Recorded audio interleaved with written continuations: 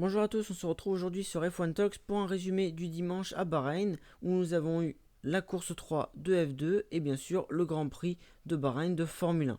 La journée a débuté donc par la course 3 de F2. Avant de voir le résumé de cette course 3, revenons sur un événement de la veille à l'issue de la course 2. Christian Lundgaard avait initialement franchi la ligne de cette deuxième course en deuxième position, mais il avait reculé à la 9ème suite à une pénalité de 10 secondes pour un accrochage avec Lirim Zendeli. Et bien plus tard dans la nuit, la F2 a annoncé qu'il avait été reclassé à la deuxième place. En effet, le pilote danois avait purgé sa pénalité lors de son arrêt suite à l'intervention du safety car en fin de course. Les 10 secondes de pénalité lui ont donc été retirées. Vous pouvez donc voir le top 8 définitif de cette deuxième course avec Piastri vainqueur, Lundgaard deuxième et Zhou troisième, et vous avez le reste du classement. Cette situation a montré une faille dans le règlement car normalement les pilotes ne font pas d'arrêt au stand lors des courses 1 et 2 qui sont des courses sprint, mais là la safety car est intervenue permettant aux pilotes de chausser des pneus tendres et en même temps elle a permis également de purger pourquoi pas des pénalités, ce que Lundgaard a fait, et il a donc bien exploité le règlement car il avait le droit de purger cette pénalité en attendant 10 secondes avant son arrêt. Donc voilà pour quelques explications sur cet événement d'après course 2. Voyons maintenant la grille de départ de cette troisième course, la Feature Race, la longue course du week-end. Pour cette troisième course, en pole position à l'issue de qualification réalisée le vendredi, on a Zhou devant Lundgaard. Ensuite, en deuxième ligne, nous avons Drugovich et Tiktum. En troisième ligne, Verschoor et Daruvala. En quatrième, Piastri et Lawson. En cinquième, Beckman et Pourcher. En sixième, Schwartzman et Wochung. En septième, Armstrong et Nissany. En huitième, Viscal et Zendeli. En neuvième, Samaya et Sato. En dixième, Nannini et Petekov. Et enfin, en dernière ligne, Deleda et Vips qui avaient, je le rappelle, été exclus des qualifications. C'était donc Guan Yu Zhou qui s'est lancé de la pole après avoir devancé de 3 millièmes Christian Lundgaard à l'issue des qualifications le vendredi. Et au départ, Zhou rate un peu son envol et c'est Lundgaard qui passe en tête avec Drugovich en embuscade qui passe deuxième. Du grabuge d'entrée dans le peloton avec un accrochage entre Nissany et Schwarzman, le russe qui a raté son freinage et qui a percuté l'israélien, pilote de réserve Williams, qui est contraint d'abandonner. C'est donc l'intervention du safety car dès le début de cette troisième course. Ça repart au quatrième tour avec de l'action dès la reprise. Drugovich passe en tête, mais Lundgaard le repasse immédiatement. Grosse bataille entre les deux hommes pour la tête de la course. Le vainqueur de la course 2 derrière, Oscar Piastri, passe lui Guan Yu Zhou pour la troisième place. On apprend également ensuite au cinquième tour que Schwarzman écope d'un drive-through, c'est-à-dire qu'il devra passer par les stands sans s'arrêter suite à son accrochage avec Nissany. Cours dur pour le russe qui paye son erreur. Après cette tour, c'est toujours la bataille et le top 10 est le suivant. Lundgaard en tête devant Piastri qui passe Drugovich pour la deuxième place. Troisième donc Drugovich, quatrième Zhou, cinquième Armstrong, sixième Verschoor, septième Tiktum, huitième Pourcher, neuvième Lawson et dixième Daruvala. Dans le tour suivant, encore une grande remontée pour Armstrong qui était parti 13e et qui est maintenant 4e en passant Zhou. Encore et toujours de l'animation, au tour suivant, c'est cette fois Tiktum et Pourcher qui dépassent tous deux Verschoor. Au 11e tour, le top 3 est serré, moins de 2 secondes séparent Lundgaard, Piastri et Drugovich. Au 13e tour, Piastri attaque Lundgaard et passe en tête. Énorme début de course du rookie australien. Au tour suivant, Lundgaard est le premier à rentrer au stand pour chausser des gommes. Au 16e tour, c'est au tour de Zhou qui chausse des pneus tendres, contrairement aux autres leaders. Il ressort juste derrière Lundgaard et Drugovich et aura un avantage sur la fin de course. Dans le tour suivant, petit coup de théâtre avec l'abandon déjà de Petekov, victime d'une défaillance de son extincteur qui s'est enclenché tout seul. C'est déjà arrivé plusieurs fois en F2 par le passé, donc espérons que ça ne se reproduise pas trop souvent cette saison. Et c'est l'entrée du Virtual Safety Car, puis du Safety Car, et Piastri en profite pour s'arrêter à ce moment-là. Il chausse les pneus médiums et ressort devant ses adversaires Lundgaard et Drugovich. Au tour suivant, c'est Armstrong alors en tête qui s'arrête et a profité de la transition entre les Virtual et Safety Car pour ressortir de nouveau en tête. Le top 10 avant la relance est donc le suivant: Armstrong, Piastri, Verschoor qui en a profité aussi, Lundgaard, Drugovich, Zhou, Lawson, Pourcher, Daruvala et Tiktum qui complètent le top 10. Ça repart au 19e tour et Piastri se retrouve de nouveau en tête après un premier freinage très tardif. Juste derrière lui, Verschoor passe aussi en pneu tendre et il passe deuxième. Dans le tour suivant, Verschoor va même dépasser Piastri pour la tête de la course. Au 23e tour, c'est Zhou qui revient avec ses pneus tendres et il passe Piastri pour la deuxième place. Au tour suivant, duel chez Hart entre Pourcher et Lundgaard qui a pris une pénalité de 5 secondes pour non-respect de la réglementation sous safety car. Drugovich, Sato et Vips ont également pris la même pénalité. Au 26e tour, retour en tête avec le trio de tête séparé par seulement 2 secondes. 2 tours plus tard, Zhou passe Verschoor pour prendre la tête. Derrière, Ticktum revient fort également et fonce sur Piastri. Il le passe dans le 30e tour, mais l'Australien en bataille pour le podium part à la faute en voulant repasser. Cela entraîne son abandon, grosse déception pour le champion F3, et nous avons une virtuelle safety car. Dans le tour suivant, Ticktum a avalé également Verschoor et derrière un autre pilote, c'est Liam Lawson qui passe Verschoor dans le dernier tour pour aller chercher le podium. Devant, Ticktum continue son rythme de folie et met la pression jusqu'au bout sur Zhou qui résiste et remporte la victoire dans cette Future Race après être parti en pole. Mais encore une fois, ce fut une course folle dans ce week-end. Beaucoup de spectacles ce week-end à Bahreïn lors de ces 3 courses.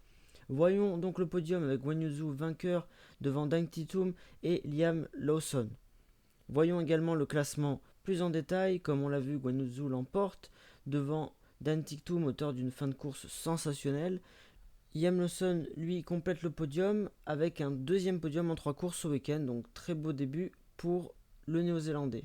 Dans la suite du classement, 4ème on retrouve Richard Verschoor, 5ème Marcus Armstrong, remonté depuis la 13ème place, 6ème Jehan Daruvala, 7ème Robert Schwarzman, bien remonté également après sa pénalité du début de course. Ensuite, 8ème Théo Pourcher, le français, bonne course de sa part.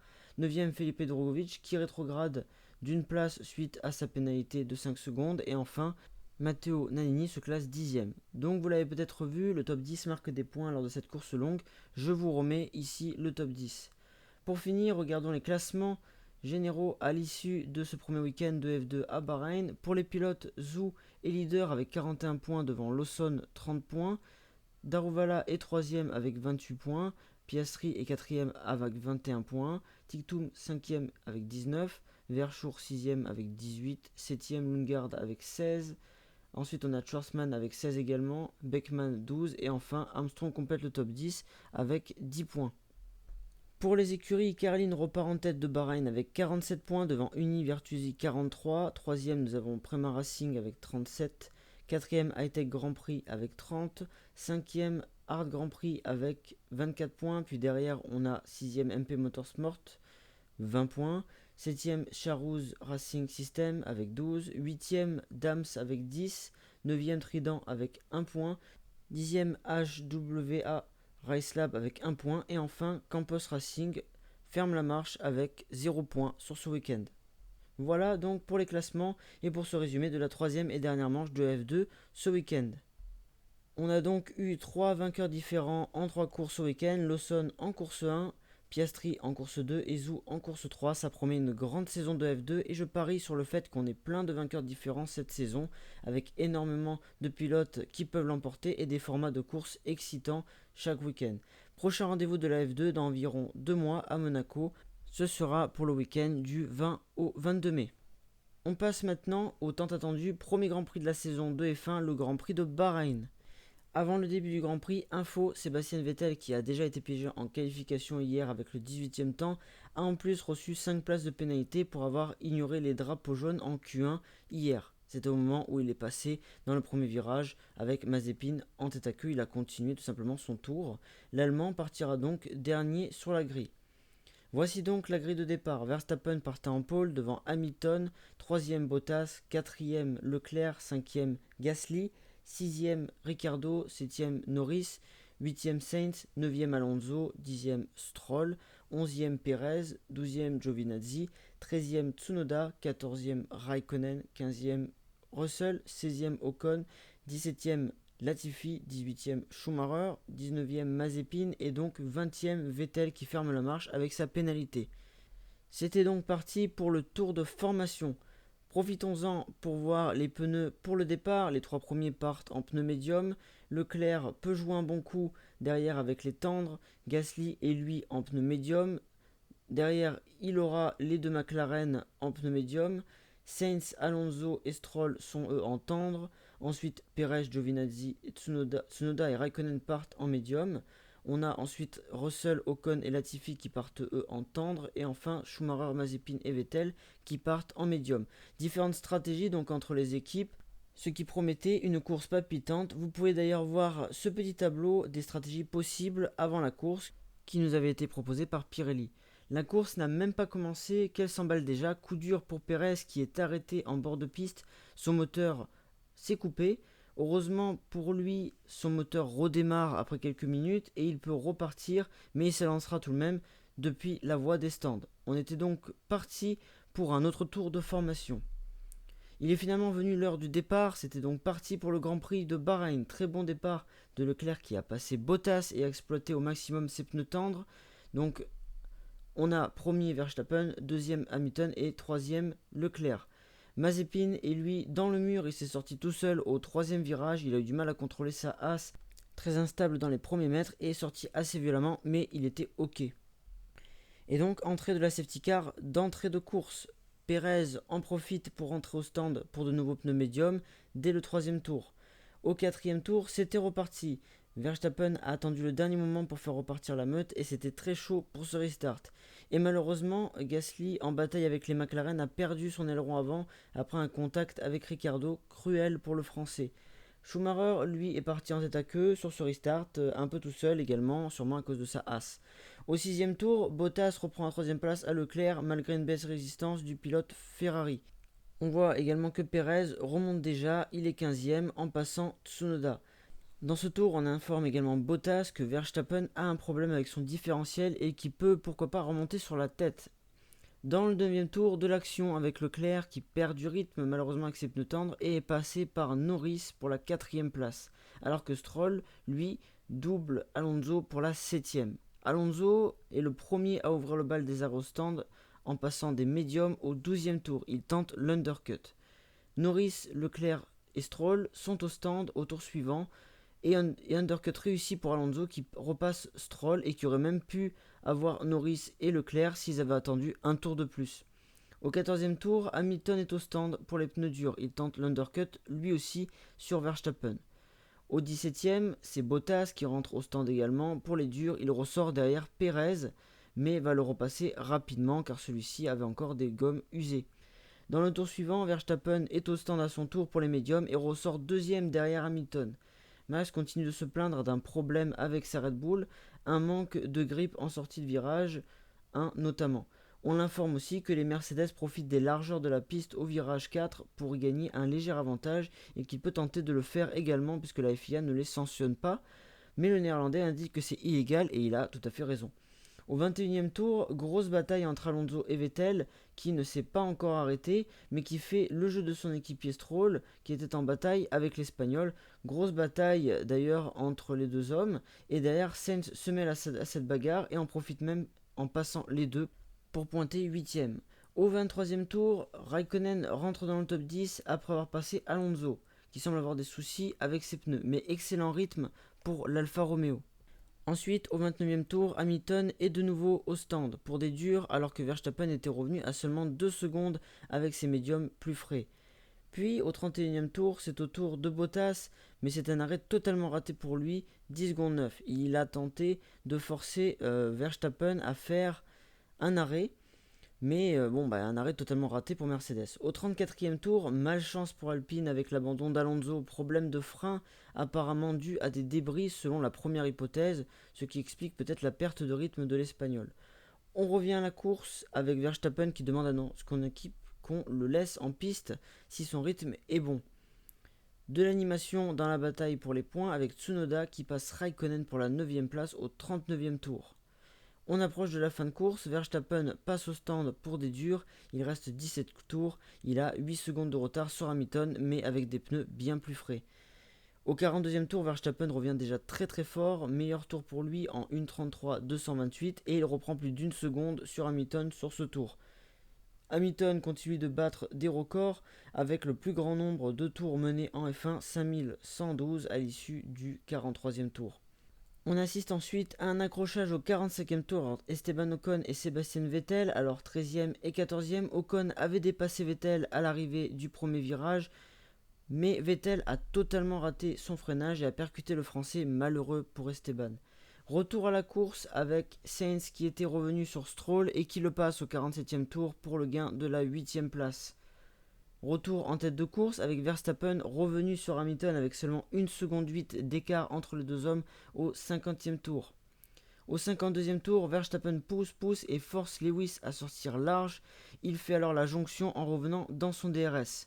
Dans le tour suivant, il va même chercher la première place en déplaçant le Britannique dans le virage 4, mais il est passé légèrement large lors du dépassement. Il a donc rendu la position sur demande de son équipe pour éviter la pénalité. Il a continué à maintenir la pression jusqu'au bout, mais c'est une victoire pour Lewis Hamilton qui résiste juste devant Max Verstappen à 7 dixièmes et Valtteri Bottas qui complète le podium. Le Finlandais s'était arrêté en fin de course pour tenter d'obtenir le meilleur temps en course et c'est chose faite. Dans le dernier tour, avec un 1.32.090, il l'arrache à Verstappen. Victoire donc de Lewis Hamilton, la 96e de sa carrière pour ce premier Grand Prix de la saison à l'issue d'une grosse bagarre avec Max Verstappen, en particulier en fin de course. Pour le pilote du jour, c'est Sergio Pérez pour ses débuts avec Red Bull, parti de la voie des stands au départ pour finir à la 5e place finale. Un petit point sur les meilleurs arrêts au stand avec Red Bull qui est toujours la meilleure écurie dans ce secteur, de très bonnes performances également pour Alfa Romeo, Williams et Mercedes, et de bonnes performances aussi pour Ferrari et Alpine. On voit donc le premier podium de la saison avec Hamilton qui remporte le premier Grand Prix de la saison devant Verstappen et Bottas, auteur du meilleur tour en course. Voyons donc les résultats plus en détail. Lewis Hamilton en tête juste devant Max Verstappen à seulement 7 dixièmes, comme on l'a dit, c'était très serré en fin de course. Valtteri Bottas complète le podium, comme on l'a vu. Ensuite, on a Lando Norris 4e, Sergio Pérez 5e, Charles Leclerc 6e, Daniel Ricciardo 7e, Carlos Sainz 8e, Yuki Tsunoda 9e et Lance Stroll 10e qui complète le top 10. Ensuite, on voit Kimi Raikkonen qui est le dernier pilote dans le même tour que le vainqueur 11e, Antonio Giovinazzi 12e, Esteban Ocon finalement 13e, George Russell est 14e, Sébastien Vettel 15e et Mick Schumacher 16e. Enfin, dans les pilotes qui ont abandonné, on retrouve malheureusement Pierre Gasly, Nicolas Latifi en toute fin de course, Fernando Alonso et Nikita Mazepin.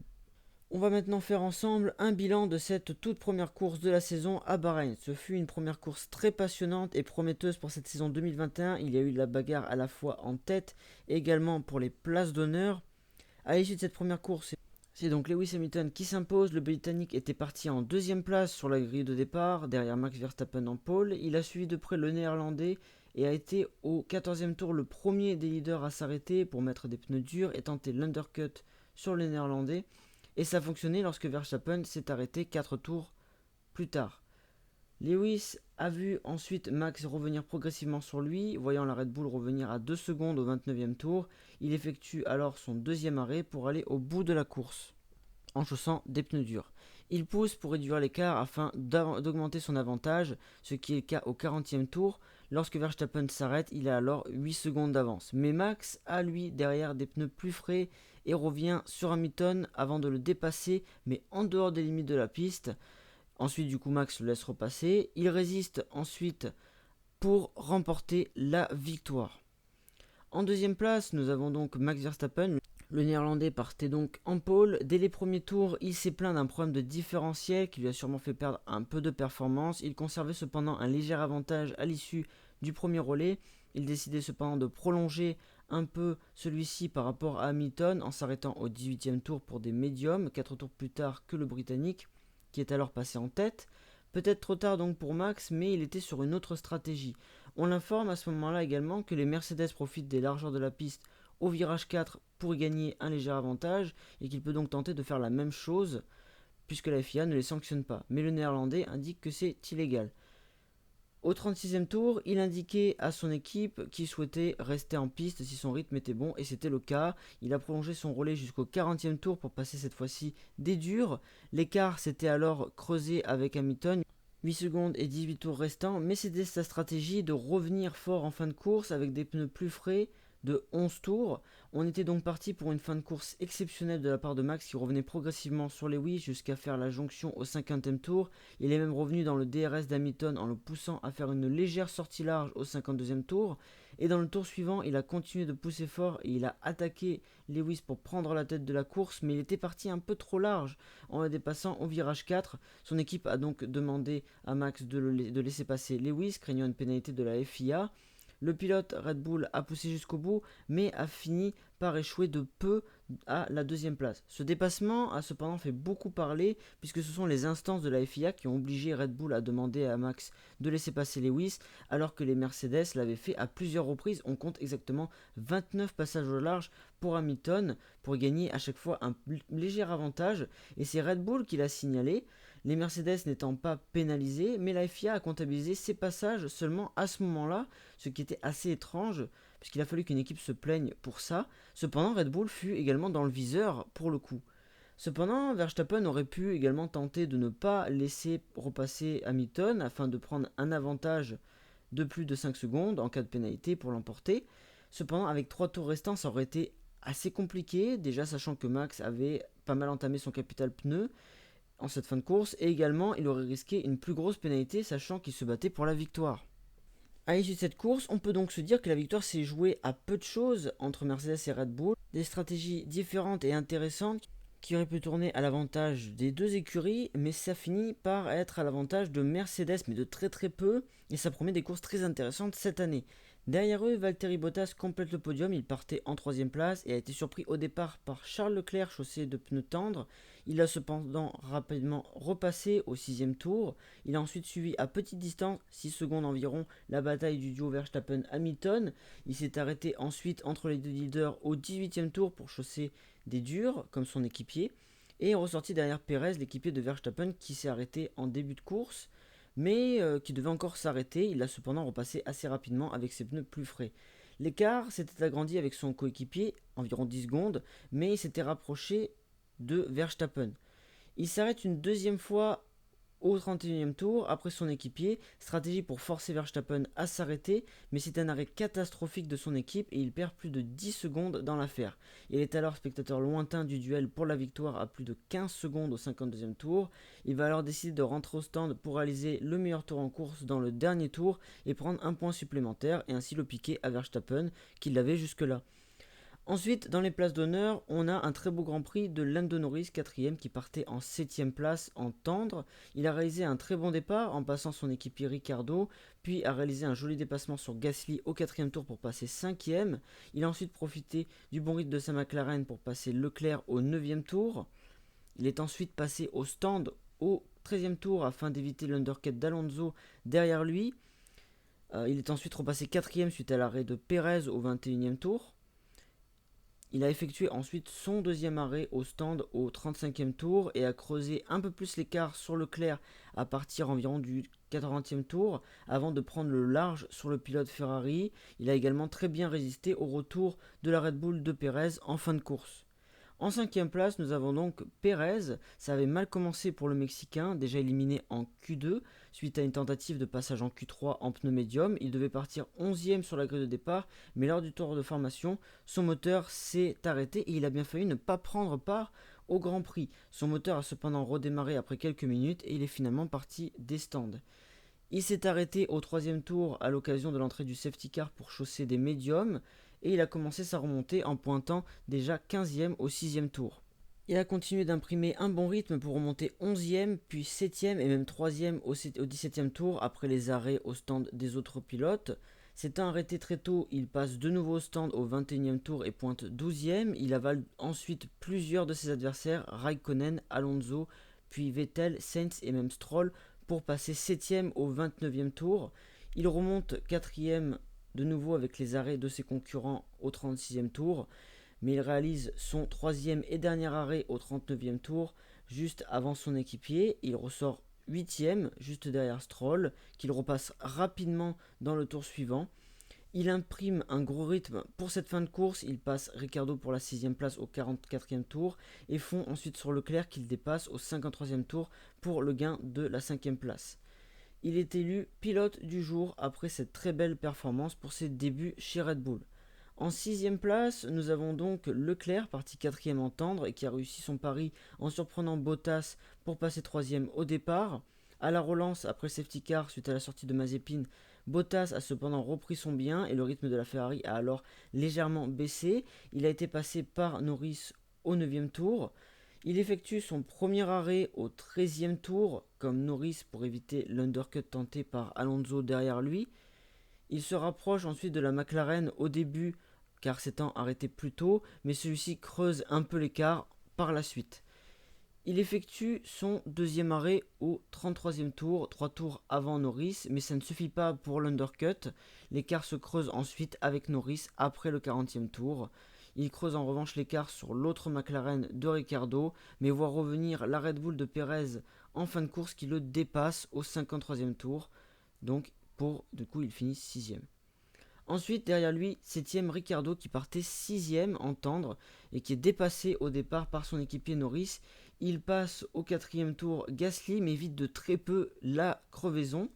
Il effectue son premier arrêt au 14e tour, un tour après son équipier, mais un tour trop tard car il est undercuté par Alonso derrière lui qui s'est arrêté 2 tours plus tôt. Cependant, il ne tarde pas à reprendre son bien au 16e tour.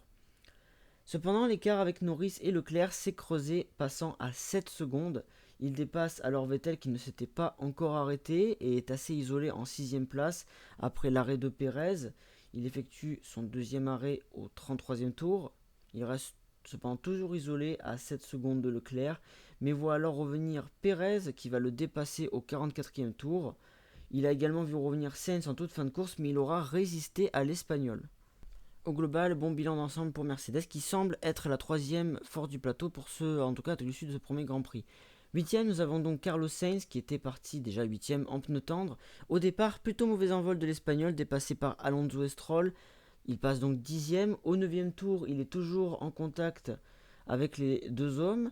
Il effectue son premier arrêt au 16e tour en décalage. Il revient alors doucement sur Alonso et profite de la bagarre de l'Espagnol avec Vettel pour le dépasser au 21e tour. Il se rapproche ensuite de Stroll. Il effectue son deuxième arrêt au 38e tour, là encore en décalage avec Stroll. Il est alors revenu très fort sur le Canadien jusqu'à le dépasser au 47e tour. Il va ensuite continuer sa remontée en revenant très fort sur Ricciardo, mais il échouera à seulement 1 seconde de l'Australien.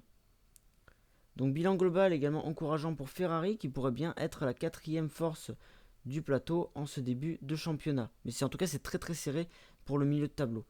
En 9ème position, on retrouve une belle surprise, le rookie Yuki Tsunoda pour ses débuts en F1. Il partait 13ème en pneu médium, il a perdu 2 places au départ pour se retrouver à la 15e place. Il sera momentanément passé par Russell au restart du 4ème tour mais va le repasser un peu plus tard au 7ème tour. Il va ensuite remonter sur Vettel et le passer pour la 14e place au 11e tour. Il effectue son premier arrêt au 15e tour, donc il se rapproche alors progressivement d'Ocon qu'il va dépasser au 22e tour. Il va ensuite aller chercher l'autre Alpine d'Alonso au 25e. Il prolonge son deuxième relais pour s'arrêter au 35e tour. Ensuite, au 39e tour, duel entre le plus jeune de la grille et le plus ancien. Tsunoda prend le meilleur sur Raikkonen, auteur d'un décalage tardif. Il avait pris le meilleur également sur Vettel juste avant. Grosse fin de course pour le japonais qui va même dépasser Stroll pour la 9ème place dans le dernier tour alors qu'il avait environ 15 secondes de retard sur le Canadien au moment de son dernier arrêt. 10ème, nous avons donc Lance Stroll parti 10ème en pneu tendre. Il a pris le meilleur sur Sainz au départ, puis est revenu sur Alonso au 9ème tour qu'il a dépassé pour le gain de la 8ème place. Mais l'Espagnol est repassé devant à l'issue des premiers arrêts. Le Canadien a cependant repris son bien en repassant Alonso au 17e tour et a ensuite dépassé son équipier Vettel au 20e tour. Celui-ci a fait son jeu car il a joué des tours à Alonso en le repassant à 2 reprises permettant au Canadien de s'échapper. Il a effectué son deuxième arrêt au 30e tour. En fin de course, il a vu son adversaire Carlos Sainz revenir et le dépasser à l'issue du 47e tour. Il a ensuite perdu énormément de rythme en se faisant même dépasser par Tsunoda dans le dernier tour. En 11e place, on trouve Kimi Raikkonen qui partait 14e en médium. Super départ du Finlandais qui passe 11e en dépassant son équipier Giovinazzi et Tsunoda. Son coéquipier va cependant repasser devant au restart au 4e tour. Kimi va ensuite décider de prolonger un peu son premier relais en s'arrêtant au 15e tour. À la sortie des stands, il ressort à ce moment-là à la 12e place devant son coéquipier. Il est à ce moment-là isolé, mais va trouver un bon rythme et va revenir sur Alonso et le passer pour la 10e place. Il repasse ensuite au stand au 30e tour. Au 39e tour, il voit Tsunoda revenir sur lui et le dépasser. Il poursuit tout de même un bon rythme et suit même le japonais dans sa remontée, mais échouera à la porte des points à seulement 2 secondes des points et de Lance Stroll. À la 12e position, on a son coéquipier Giovinazzi, parti 12e, lui aussi en pneu médium. Au départ, il est dépassé par son coéquipier, mais le repasse comme on l'a vu au restart. Il s'arrête au 13e tour, mais perd gros au jeu des arrêts au stand, puisqu'il est dépassé par Raikkonen, Ocon et même Tsunoda. Il se retrouve 15e. Je ne sais pas si c'était un mauvais arrêt de son équipe au stand ou une perte de rythme à ce moment-là.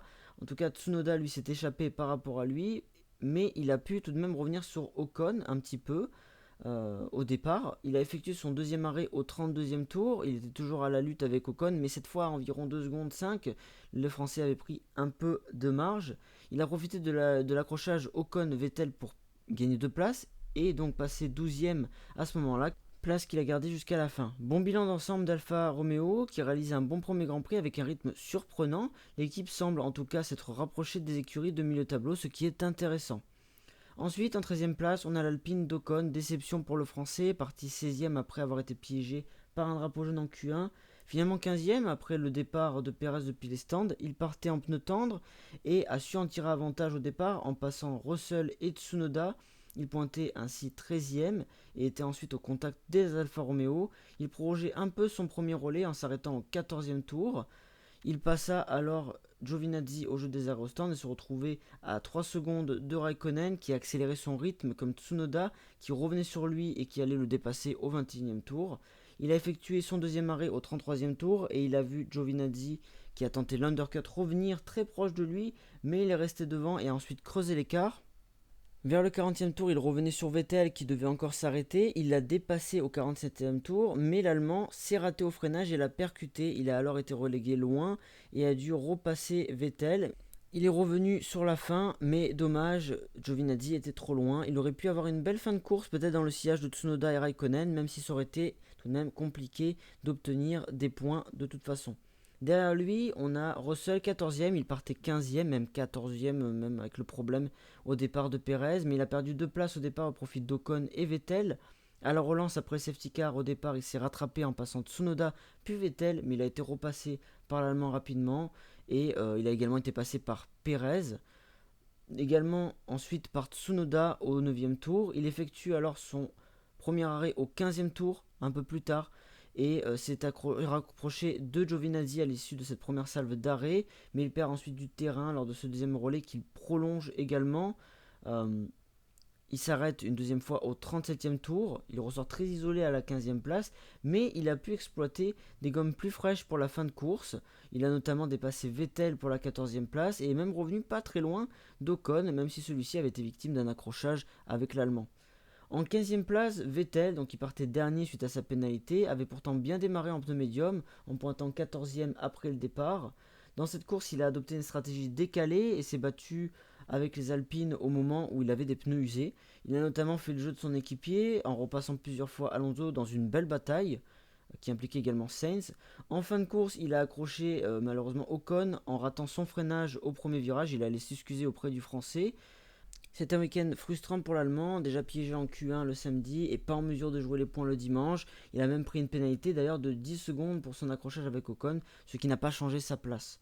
En 16e place, on a Mick Schumacher, parti 19e et qui a fait comme il a pu avec sa Haas, qui est la moins bonne voiture du peloton, c'est sûr. Il est parti en tête à queue en début de course et ensuite il a fait sa propre course. Dans les abandons, on retrouve le malheureux Pierre Gasly, parti d'une excellente 5e place et dont la course a été anéantie dès le 4e tour, où il a été débordé par les deux McLaren de Norris et Ricciardo. Il a alors eu contact avec l'Australien et aileron cassé pour le Français. Il a alors été contraint de rentrer pour le changer. Derrière, il a fait de son mieux, il était 16e au moment de son abandon, mais ne pouvait pas jouer les points. Le positif, c'est que son Alpha Tauri a du potentiel, son équipier l'a montré, et il y aura sûrement de meilleures courses pour Pierre qui pourra aller chercher régulièrement des points. Autre abandon un tour avant Gasly, c'était celui de Nicolas Latifi, course assez anonyme du Canadien qui était 17ème avant de rencontrer un souci technique sur sa Williams. Abandon également pour Alonso qui avait fait un super début de course.